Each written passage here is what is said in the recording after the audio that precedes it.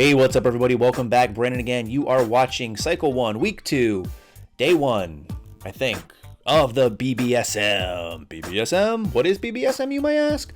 Well, a lot of you did ask. It's actually the Boss Barbell Strength Method. So again, I am getting coached by Dan Green. This is the program he designed for me. And starting off today with squats, my first working set was 380 for 3 reps.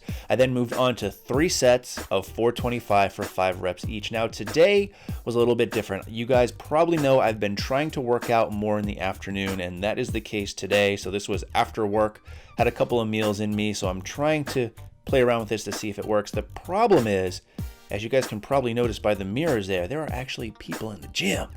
Yes, people do go to my gym apparently. However, they're never there early in the morning when I typically train. Now, because of this, I had a very difficult time actually warming up and doing my standard mobility routine because of the turf field, which you guys may or may not have seen at some point, was full of people in some class exercise. So I had to do kind of an abbreviated mobility warm-up, which I think really affected me because I felt really tight doing this. However, I still got to hit all of my numbers, which is the main important thing. And that's something I talked about in the last video. The goal for these workouts is to really build up some consistency and always hitting your numbers. That way, when you do go ahead and do a meet, you can go all out and you've built kind of this progression of being able to hit those numbers, and you really should have your confidence fairly high. Now today, like I said, was a pretty tough day. I got a little bit of color coordination going on with the shirt and the wraps, but then the socks and the shoes just completely throw it off. So I'm sorry. It's kind of like a new moon or a full moon. You know, every now and then the cycle hits just right and things line up, and others days it's all out of whack. So here you see my final set on here. Again, I'm really trying to get parallel.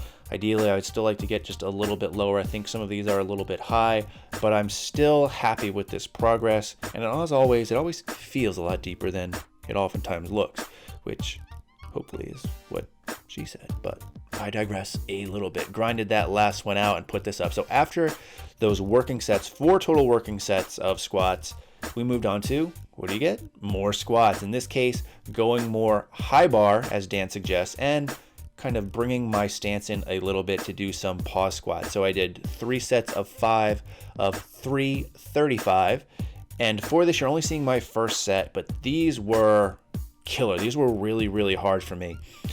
Ideally here, I'd like to explode up, and I'm trying to push as fast as I can, and this is what you're seeing. And it doesn't really look like it's fast or explosive at all. You can see the bar bounce a little bit at the top. That's because I am actually being able to explode, but coming out of the hole was really tough.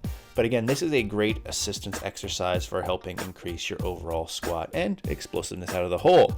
From there, I moved on to 3 sets, I believe, maybe 4, of stiff-legged deadlifts done from a deficit. Now for this, I actually have a question for Dan, so I'll get back to you probably in my next video on this, because as you can see, my knees do bend a little bit towards the end. So to me, this is more of a Romanian deadlift. Although looking at videos of Dan doing it and Mark Bell and some other of the big powerlifters out there, they do it very similarly. That was a tough word for me to say.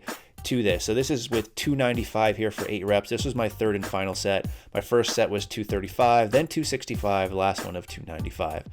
It felt really good. And again, this isn't overly heavy for me, so I'm not really worried about my lower back in some cases because I know that's something that you guys will bring up.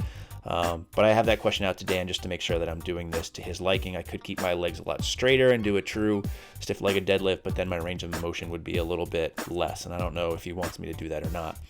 After those 3 sets, I moved on to 3 sets of pull-ups, as many reps as possible. You're seeing the first set here.